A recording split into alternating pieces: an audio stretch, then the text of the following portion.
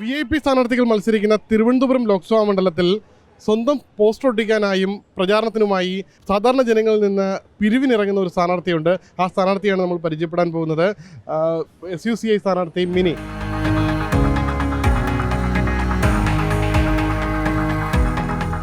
SUCI communist party ഇന്ത്യയെമ്പാടും പ്രവർത്തിക്കുന്നത് സാധാരണ ജനങ്ങളുടെ അവർ തരുന്ന ഫണ്ട് കൊണ്ട് തന്നെയാണ്. സാധാരണ ജനങ്ങളോട് തന്നെയാണ് അതുകൊണ്ട് നമ്മുടെ കമ്മിറ്റ്മെൻറ്റ് എന്നുള്ളതാണ്. ആ നിലയിൽ പ്രവർത്തിക്കുന്നതുകൊണ്ട് ഈ തെരഞ്ഞെടുപ്പിനെയും, കാരണം ജനങ്ങളുടെ വിഷയങ്ങൾ തെരഞ്ഞെടുപ്പ് വേളയിൽ അവതരിപ്പിക്കുക എന്ന് തന്നെയാണ് ലക്ഷ്യം വെക്കുന്നത്. ജനകീയ രാഷ്ട്രീയം കൊണ്ടെത്തിക്കുന്നതിൻ്റെ ഭാഗമായി തെരഞ്ഞെടുപ്പിനെ ഉപയോഗപ്പെടുത്തുന്നു. ജനങ്ങളിൽ നിന്ന് ഫണ്ട് സമാഹരിക്കുന്നു, ജനങ്ങളോട് വിഷയങ്ങൾ ചർച്ച ചെയ്യുന്നു. ജനങ്ങൾ എന്താ പറയുന്നത്? അവരുടെ കയ്യിൽ പണമൊക്കെ ഉണ്ടോ?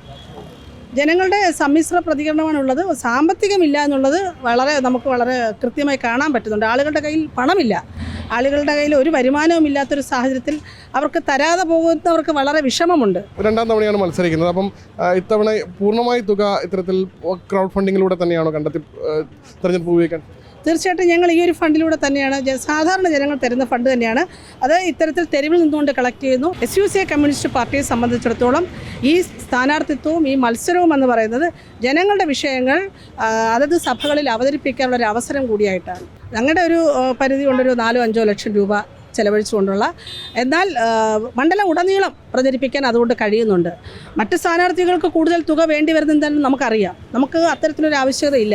എല്ലാവിധ ആശംസകളും തെരഞ്ഞെടുപ്പ് രംഗത്ത്. ഒപ്പം ഈ ഒരു ക്രൗഡ് ഫണ്ടിങ്ങും അതും നന്നായി മുന്നോട്ട് പോകട്ടെ. എന്തായാലും തിരുവനന്തപുരം ലോക്സഭാ മണ്ഡലത്തിൽ വലിയ പ്രചാരണ കോലാഹലങ്ങൾ നടക്കുന്നതിനിടയിലാണ് ഇത്തരമൊരു സ്ഥാനാർത്ഥി തന്നെ നേരിട്ട് പ്രചാരണത്തിന് വേണ്ടി തുക ചോദിച്ച് പൊതുജനങ്ങൾക്കിടയിൽ ഇറങ്ങുന്ന ഒരു കാഴ്ച.